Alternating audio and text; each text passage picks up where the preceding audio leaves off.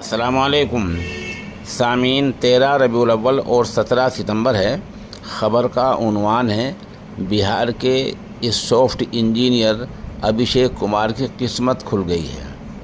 अभिषेक कुमार को गूगल जैसी मशहूर कंपनी ने 2 करोड़ 7 लाख रुपए सालाना का पैकेज दिया है। अब वो गूगल के साथ लंदन में काम करेंगे।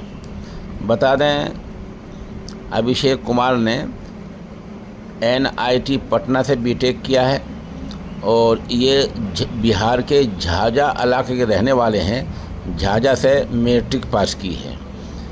अभिषेक कुमार सॉफ्टवेयर इंजीनियर है। इसी फील्ड में वो काम करेंगे। इससे पहले भी एक कंपनी में काम कर चुके हैं। बता जा रहा है उनके वालिद वकालत करते हैं।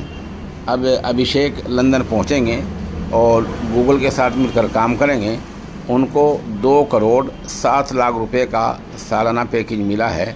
ये अभिषेक की मेहनत का नतीजा है।